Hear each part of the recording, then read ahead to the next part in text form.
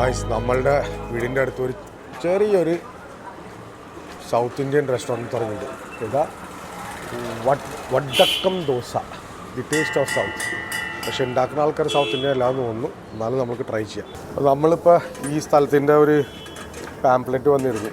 അപ്പോൾ നമ്മൾ വിചാരിച്ചൊന്നും ഇവിടെ ട്രൈ ചെയ്യാം. കാരണം ഈ ഏരിയയിലുണ്ടല്ലോ സൗത്ത് ഇന്ത്യൻ റെസ്റ്റോറൻറ്റ്സ് ഒന്നുമില്ല. അല്ലെങ്കിൽ നമുക്ക് ആർക്കെപ്പുറം ആ ഭാഗത്തൊക്കെ പോകേണ്ടി വരും. അപ്പോൾ നമ്മൾ വിചാരിച്ചൊന്ന് ട്രൈ ചെയ്യുന്നത്. പേര് കണ്ടിട്ട് എനിക്കൊന്നും മനസ്സിലാവില്ല. വഡക്കത്തിൻ്റെ വണക്കം എന്നല്ലേ വേണ്ടത്. വഡക്കം ദോശ എന്താണെന്ന് എനിക്ക് മനസ്സിലായില്ല. ആർക്കെങ്കിലും അറിയാം വടക്കത്തിൻ്റെ അർത്ഥം എന്താണ്?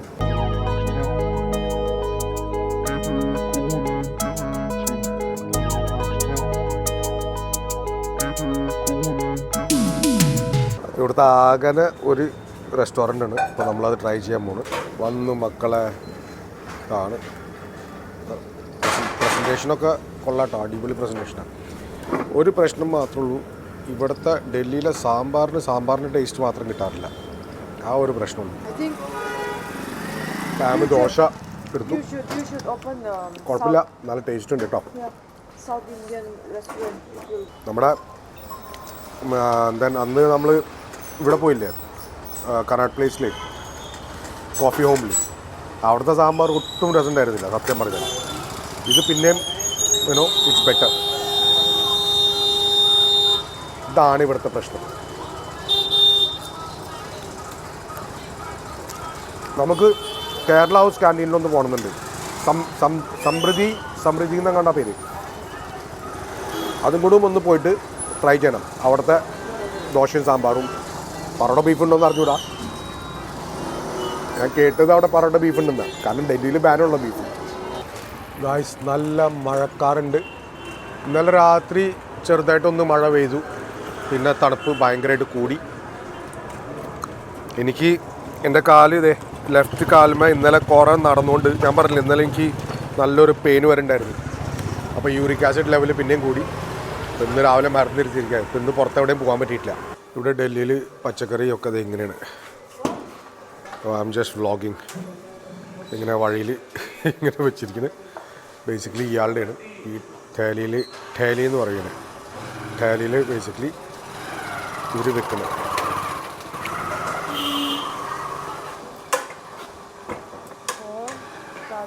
സംഭവം ഫ്രഷ് ആട്ടല്ലോ, നല്ല ഫ്രഷ് സംഭവം. ഇവിടെയും ഇപ്പോൾ ചൈനയുടെ കുറേ വെജിറ്റബിൾസ് വന്നു തുടങ്ങിയിട്ടുണ്ട്. അപ്പോൾ കുറേ പ്രശ്നങ്ങൾ വരുന്നുണ്ട്. പക്ഷെ ആൾക്കാരും സ്മാർട്ടാണ്, അവർ മേടിക്കുന്നില്ല. ഓക്കെ ഗായ്സ്, നമ്മൾ ഇന്ന് നമ്മുടെ കേരള ഹൗസിലെ സമൃദ്ധി ഹോട്ടലിലേക്ക് പോവാണ്. അപ്പോൾ നമുക്ക് അവിടെ അറ്റ്ലീസ്റ്റ് ഒരു 3 മണിക്ക് മുമ്പ് എത്തണം, 2:30 എത്തണം. ഇപ്പോൾ സമയം ഇപ്പോൾ 1:30. ഇവിടുന്ന് 1/2 മണിക്കൂറുണ്ട് വഴി. അപ്പോൾ നമുക്കിന്ന് അവിടുത്തെ ഒന്ന് എക്സ്പ്ലോർ ചെയ്യാം. Okay, so welcome to my vlog. Guys, പെട്ടുപോയെന്ന് ഞാനിപ്പോൾ ഇവിടെ നമ്മുടെ സൗത്ത് തീൻമൂർത്തി മാർഗിലെത്തിയപ്പോൾ ഭയങ്കര ട്രാഫിക്. അവിടെ മുമ്പിൽ പോലീസൊക്കെ ബ്ലോക്ക് ചെയ്തിരിക്കുക. ഇന്ന് മറ്റാണല്ലോ ഇലക്ഷൻ ഡേ. അപ്പോൾ പ്രശ്നം എന്ന് പറഞ്ഞാൽ ഇപ്പോൾ ഇത് 3 മണിക്ക് പൂട്ടും. ലാസ്റ്റ് ഓർഡർ കഴിഞ്ഞ് എനിക്കൊന്ന് 2:30 2:15 ആയിരിക്കും ചിലപ്പോൾ. അപ്പോൾ അതിന് മുമ്പ് നമ്മൾക്ക് അവിടെ എത്തണം. ഞാൻ എക്സ്പെക്റ്റ് ചെയ്തതായിരുന്നു, പിന്നെയും ഞാൻ ചാൻസ് എടുത്തു. കാരണം I don't want to waste any more days for my vlogging. ഇതാണ് നമ്മുടെ ഒജീനം. You get me, and this is my job today. So anyways, ഇതും ഒരു വ്ളോഗിൻ്റെ ഇതല്ലേ, നമ്മളെ എക്സ്പ്ലോറേഷനിലും ഇതിലൊക്കെ ഇത് പെടുന്നതല്ലേ ഇങ്ങനത്തെ പ്രശ്നങ്ങളൊക്കെ. So we have to face all this. ഞാനിപ്പോൾ ഇവിടെ നിന്നിട്ട് ഓൾമോസ്റ്റ് മോർ ദാൻ 5 minutes ആയി. ഒരു ട്രാഫിക് മൂവ് ചെയ്യുന്നില്ല. അവിടെ ബാരിക്കേഡ് വെച്ചിട്ടുണ്ട് ആ ഭാഗത്തെ. എന്താ സംഭവം എന്ന് അറിഞ്ഞില്ല. ചിലപ്പോൾ മിനിസ്റ്റേഴ്സും ഇവരൊക്കെ പോകുന്നുണ്ടാവും വോട്ട് ചെയ്യാനും. അങ്ങനെ പല പ്രശ്നങ്ങളായിരിക്കും, പറയാൻ പറ്റില്ല. കണ്ട, പിന്നിലും പോലീസുകാർ, മുമ്പിലും പോലീസുകാർ, ട്രാഫിക് പോലീസ്, ഇങ്ങനെ പലതും ഉണ്ടെന്ന് ഇലക്ഷൻ ആയതുകൊണ്ട്. കാരണം ഇവിടെ ഡൽഹിയിലെ ഇലക്ഷൻ എന്ന് പറഞ്ഞാൽ ഭയങ്കര കച്ചറ കളിയാണ്. അപ്പോൾ ഗൈസ്, ഇതാണ് നമ്മുടെ കേരള ഹൗസ്. ബേസിക്കലി കണ്ട നമ്മുടെ കേരള സ്റ്റൈലിൽ. പിന്നെ ഇതാണ് നമ്മുടെ കേരള ഹൗസ് സമൃദ്ധി ക്യാൻറ്റീൻ. ക്യാൻറ്റീൻ്റെ പേര് സമൃദ്ധി എന്നാണ്.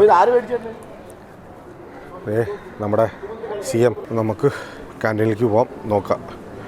ബീഫ് പൊറോട്ട കിട്ടുന്ന വെച്ചാൽ അത് കഴിക്കാം.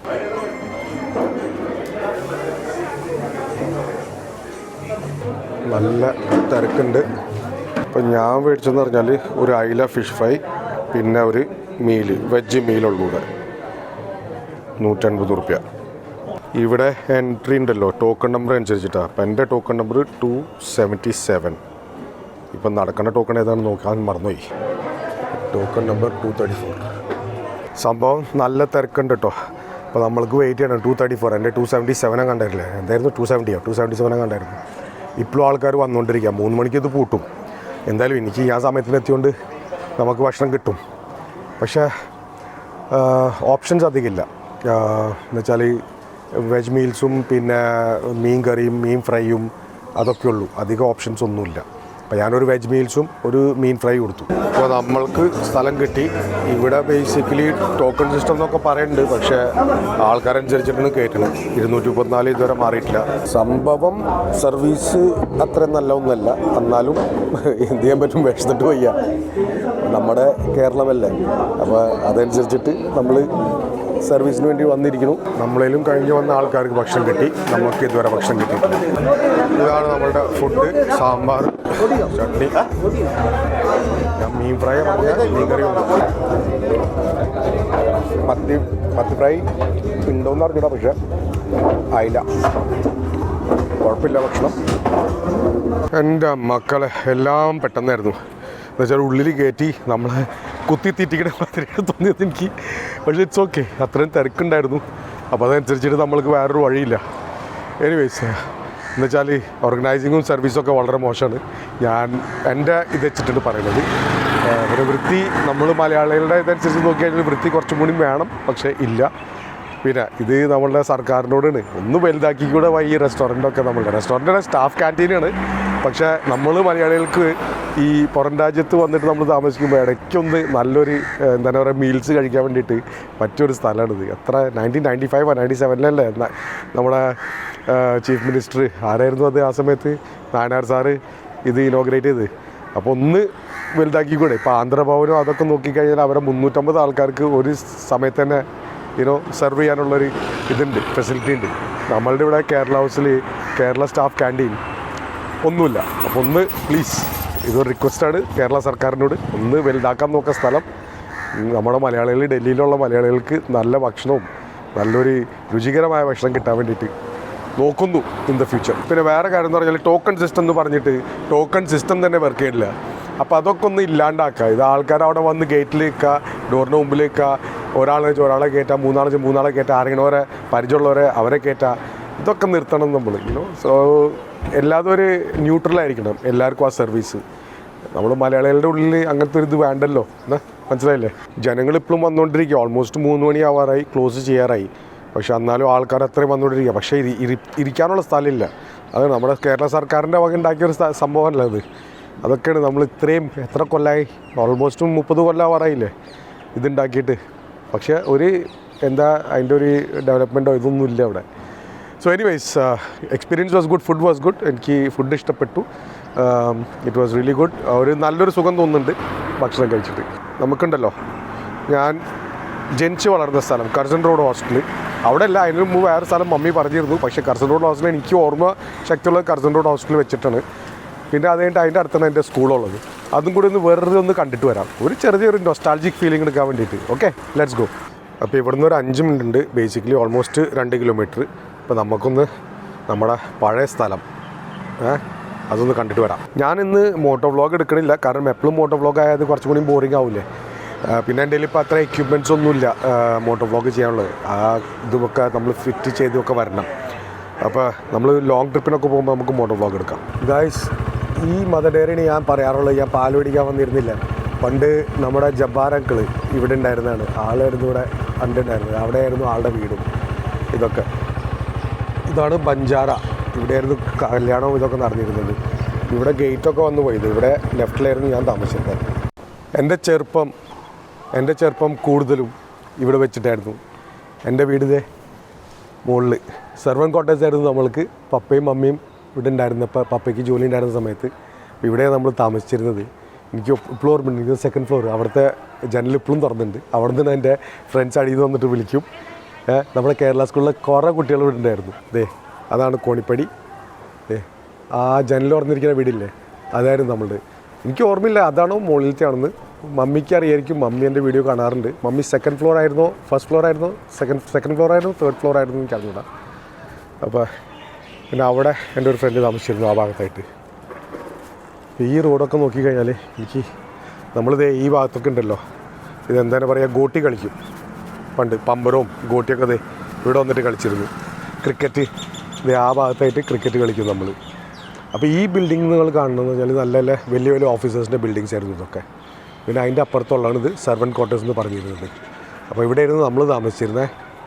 1974-80 എന്ന് പറയാം. എന്ന് വെച്ചാൽ എൻ്റെ ഓർമ്മശക്തിയിൽ അതാണ്. പക്ഷെ മമ്മി പറയുന്നത് പറഞ്ഞാൽ ഞാൻ ജനിച്ചത് വേറെ ഒരു സ്ഥലത്തായിരുന്നു, പക്ഷേ ഇവിടെ നിന്ന് നമ്മളുടെ വളർച്ച തുടങ്ങിയത്. പിന്നെ ഒരു 10-15 വയസ്സായപ്പോഴാണ് നമ്മൾ മയൂർ വിഹാറിലേക്ക് മാറിയത്. ഫേസ് 1. ഒരു രക്ഷയില്ല ഭായ്, ഒരു രക്ഷയില്ല. ഈ ഓർമ്മകളുണ്ടല്ലോ, ഇതിഞ്ഞ് നമുക്കൊരിക്കലും കിട്ടാൻ പോകില്ല. ചെറുപ്പം, ആ ചെറുപ്പം നമ്മളുടെ പോയത് പോയി. പക്ഷെ സത്യം പറഞ്ഞാൽ it's still fresh in my mind. ആ ചെറുപ്പത്തിൻ്റെ കാലങ്ങളുണ്ടല്ലോ. ഇപ്പോൾ ഇവിടെ ആൾക്കാരില്ല. ഇതൊക്കെ ഇപ്പോൾ നല്ല ഭയങ്കര സെക്യൂരിറ്റി ക്യാമറീസും മറ്റതും മറിച്ചതും. അപ്പുറത്ത് ഗേറ്റൊക്കെ വന്നു. പണ്ട് ഗേറ്റൊന്നും ഉണ്ടായിരുന്നില്ല. കുട്ടികൾ പോലും ഇല്ല. ഇവിടെ ചെറിയ കുട്ടികൾ കളിക്കുന്നുണ്ട്. പണ്ടെന്ന് പറഞ്ഞാൽ ഭയങ്കര ഒച്ചമ്പളമായിരുന്നു ഇവിടെ. എന്ന് വെച്ചാൽ ആൾക്കാർ അത്രയും ജനങ്ങൾ യുനോ. പക്ഷെ ഇപ്പോൾ അത്രയും കാണില്ല, ആ വൈബില്ല പണ്ടത്തെ. ഓക്കെ ഗൈസ്, നമ്മൾക്കിത് ഒരു റൗണ്ട് എടുത്തിട്ട് നമ്മൾക്ക് നേരെ സ്കൂളിൻ്റെ വഴിയിലേക്കൊന്ന് പോകാമെന്ന്. ഓക്കെ, അപ്പോൾ ഗൈസ് നമ്മുടെ ക്യാമറ സെറ്റാണ്. ഞാൻ സ്കൂളിൽ പോണ വഴി നിങ്ങൾക്ക് കാണിച്ചു തരാം.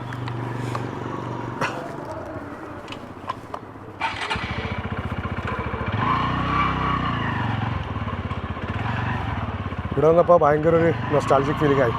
അപ്പോൾ ഞാൻ വിചാരിച്ചു അതൊന്ന് നമ്മൾക്ക് റെക്കോർഡ് ചെയ്യാം. എന്തായാലും ഇവിടെ വരെ വന്നതല്ലേ. അപ്പോൾ ഞാൻ എൻ്റെ മൊബൈൽ ഫോൺ എടുത്തിട്ട് നമ്മളുടെ ഇതിൽ വെച്ചു. ഇവിടെയൊക്കെ ഞാൻ പണ്ട് കളിച്ച് നടന്നിരുന്ന സ്ഥലമായിരുന്നു ഭായി, ചെറുപ്പത്തിൽ. അറിയോ, ഭയങ്കര ഫീലിംഗ് തന്നെയാണ്. എനിക്കിപ്പോഴും ജബ്ബാർ ഖാൻ ഓർമ്മ വരുന്നുണ്ട്. ഇവിടെയായിരുന്നു ആൾ, മദർ ഡയറിയിലെ ആൾ ഇരുന്നിരുന്നത്. മമ്മി ഇത് കാണുമ്പോൾ മമ്മി എന്തു പറയണോ മമ്മി, നമ്മളെ പഞ്ചാരമൊക്കെ അങ്ങോട്ട് മാറി. ഈ ലെഫ്റ്റ് സൈഡിൽ പഞ്ചാരയായിരുന്നു. ഇവിടുന്ന് നമ്മൾ ആക്ച്വലി സ്കൂളിലേക്ക് നടന്നു പോയിരുന്നത്. അറിയോ ഞങ്ങൾക്ക്? ഞങ്ങൾ ഇവിടുന്ന് ചെറുപ്പത്തിൽ വെച്ചാൽ 5-6 വയസ്സിൽ ഞാൻ ഇവിടെ നിന്ന് നടന്നു പോയിരുന്നു.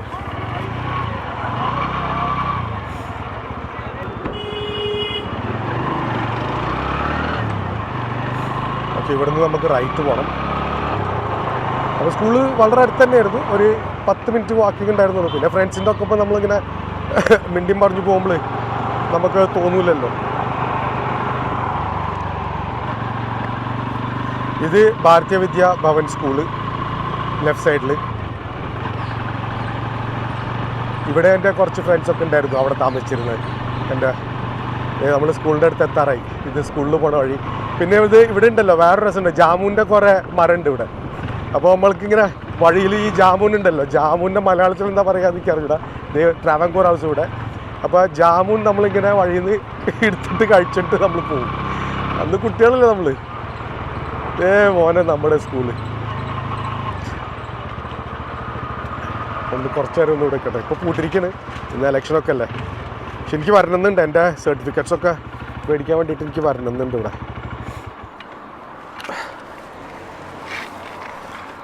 ഇതാണ് എൻ്റെ school, Kerala school, Kerala education society senior secondary school. എന്താ പറയുന്നു, കേരള സ്കൂൾ അക്കാഡമിയൊക്കെ ആയി ഇപ്പോൾ ഇവിടെ. ദേ ഗായ്സ്, എൻ്റെ ഫ്രണ്ട്സും കാണാറുണ്ട് കേട്ടോ. നമ്മൾ സ്കൂളിൽ ഞാൻ എത്തി, കൂട്ടിരിക്കുന്നുണ്ട്. ഇപ്പോൾ പോകാൻ പറ്റില്ല, പക്ഷേ ഒരു ഫീലിംഗ് തന്നെ മോനെ. നമ്മളിവിടെ അല്ല പഠിച്ചത്. ബേസിക്കലി എൻ്റെ മൈക്ക് എനിക്ക് അറിഞ്ഞൂടായിരുന്നു. ഞാനിപ്പോൾ ഈ ഡ്രൈവ് ചെയ്യണ സമയത്ത് മൈക്ക് വർക്ക് ചെയ്തിരുന്നോന്ന് എനിക്ക് അറിഞ്ഞൂടായിരുന്നു. പക്ഷേ എനിക്കറിഞ്ഞൂടാ, വീട്ടിൽ നിന്നാലും ഇനി പറയാൻ പറ്റുള്ളൂ. മൈക്ക് വർക്കല്ലേ, പിന്നെ നിങ്ങൾക്ക് ഞാൻ വോയിസ് ഓവർ ചെയ്യാം. അപ്പോൾ ഇതാണ് എൻ്റെ സ്കൂള്, കണ്ടില്ലേ? ഒരു നല്ലൊരു ഫീലിംഗ് ഇല്ലേ? നമ്മളുടെ ചെറുപ്പം നമ്മൾ ഇവിടുന്നാണ് പഠിച്ചു വളർന്നത്. 12th വരെ ഞാനിവിടെ ഉണ്ടായിരുന്നു. ഓക്കെ ഗായ്സ്, നല്ല കാറ്റ്. ഇനി നമുക്ക് വീട്ടിലേക്ക് തിരിച്ചു പോകാം. അപ്പോൾ ഇന്നത്തെ മിഷൻ സക്സസ്ഫുള്ളായി. നമ്മൾ കേരള ഹൗസിൽ പോയി ഭക്ഷണം കഴിച്ചു. കേരള ഹൗസ് അല്ല, കേരള ഹൗസിൻ്റെ സ്റ്റാഫ് ക്യാൻറ്റീനിൽ പോയി ഭക്ഷണം കഴിച്ചു. പിന്നെ നമ്മൾ എൻ്റെ പഴയ സ്ഥലത്തേക്ക് വന്നു, ഞാൻ ജനിച്ചു വളർന്ന സ്ഥലം. പിന്നെ നമ്മുടെ സ്കൂളിലും വന്നു. ഇനി നമുക്ക് തിരിച്ച് വീട്ടിൽ പോകാം. Okay, so let's go. ഓ, എന്താണെന്നറിയോ, എന്തോ അച്ചീവ് ചെയ്ത മാതിരി ഇന്ന്. ഇതാണ് ജീവിതം മക്കളെ. എന്തോ ഒരു ഇത് അച്ചീവ് ചെയ്ത മാതിരി എനിക്ക് തോന്നുന്നു. അങ്ങോട്ടേക്കാ പോണ്ടേ. So let's get prepared. ഇവിടെ കുറച്ച് ട്രാഫിക്കൊക്കെ ഉള്ളതാണ്. ഇതാണ് കോപ്പർനിക്കസ് മാർക്ക്.